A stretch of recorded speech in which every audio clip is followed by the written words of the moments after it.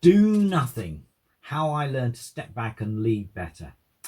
You may or may not be a business owner right now, but everything you do at home, in the family, in your local community, and at work sets an example for others to follow. You can't help becoming a leader.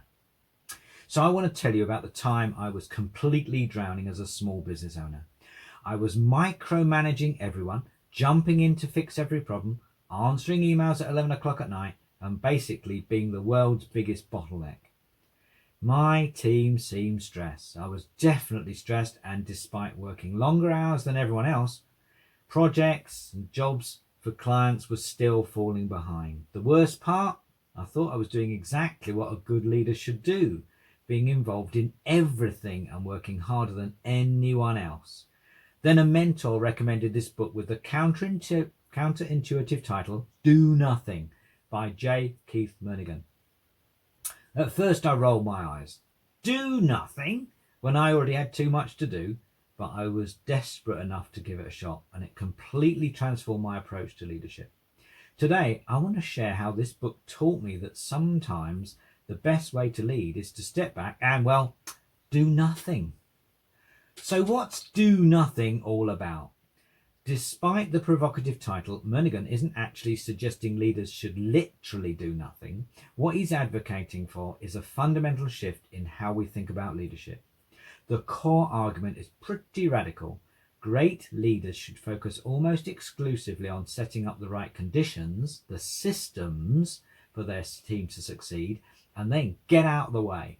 He calls this facilitative leadership, where your job isn't to do the work yourself, but to facilitate your team doing their best work. Make it easy for them. Murnighan explains that most leaders, especially the new ones, fall into what he calls the self-reliance trap. We're promoted because we're good at doing things, so we keep doing things instead of transitioning to actual leadership. We end up micromanaging, overworking, and ultimately stunting our team's growth and performance. The book outlines several key principles for becoming a facilitative leader. First is what Murnighan calls the leadership law. Think of the percentage of work you're currently doing and cut it in half. Then cut it in half again. That's probably closer to what you should be doing.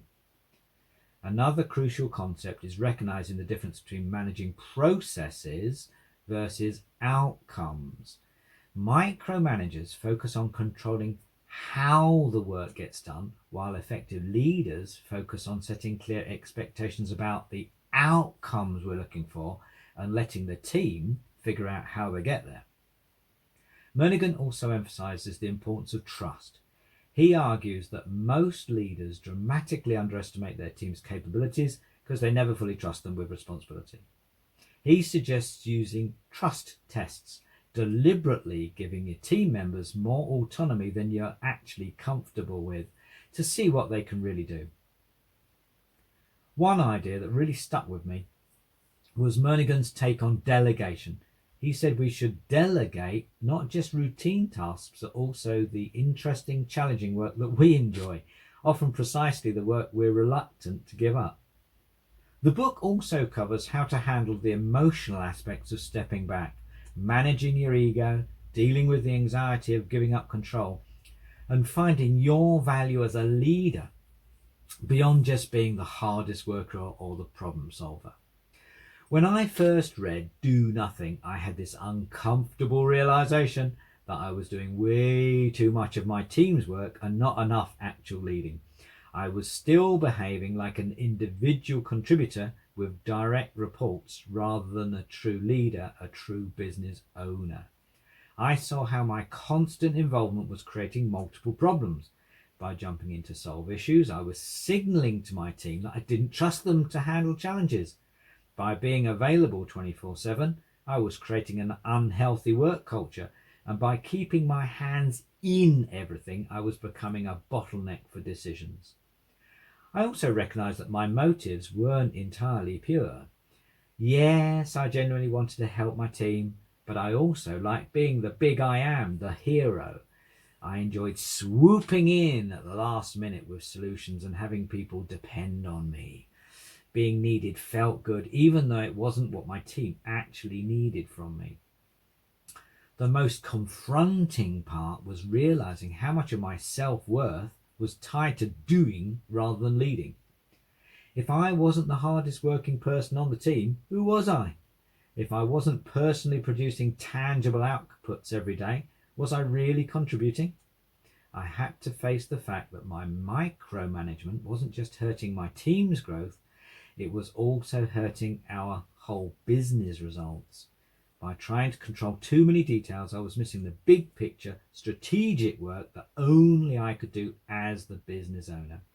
And instead of getting the benefit of diverse perspectives, I was creating a team that just wanted to try and guess what I would do.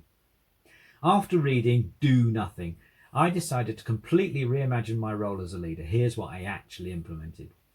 First, I did what Murnighan calls a task audit. I wrote down everything I was doing and made 3 lists. Things only I could do. Things I was doing that others could do, and things I was doing that others should do, maybe because they could do it better. That last list was painfully long. Then I started delegating systematically.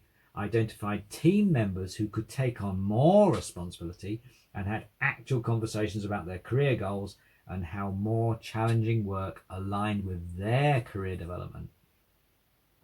I created a decision rights document that clearly outlined which decisions team members could make on their own, which needed consultation, and which needed approval.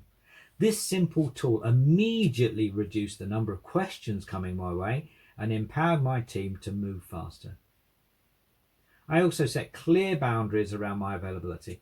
I stopped checking my email after 7 o'clock and totally unavailable weekends. I blocked off time for strategic thinking and I started being explicit about when I was unavailable, helping the team get comfortable working with me without me as a constant presence.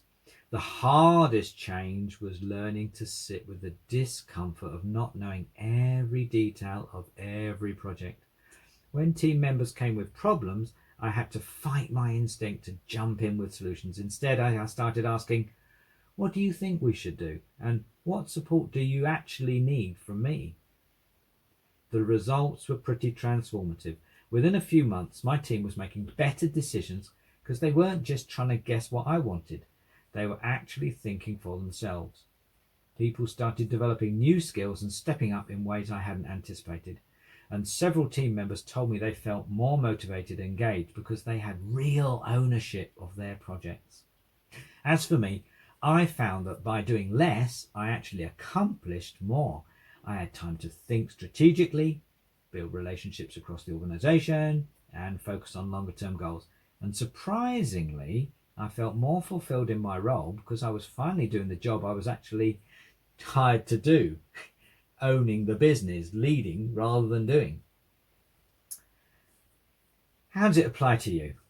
Let's have a think. Grab a piece of paper and a pen. As you think about your own leadership approach, here's some questions to consider.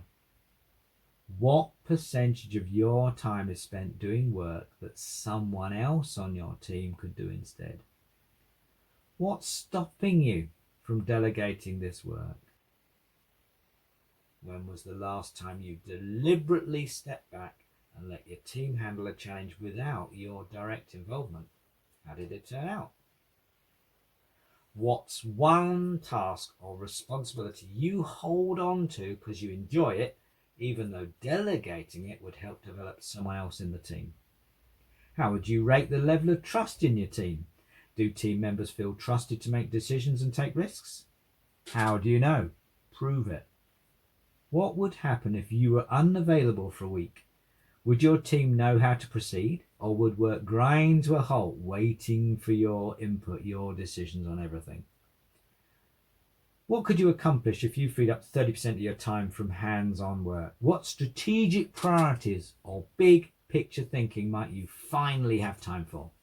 Remember, the goal isn't literally to do nothing, it's to focus your time, and energy on the unique value you bring in as a leader, while creating space for your team to grow and excel. Sometimes the best way to lead is to step back and trust the talented people you're working with to do what they do best. Good luck.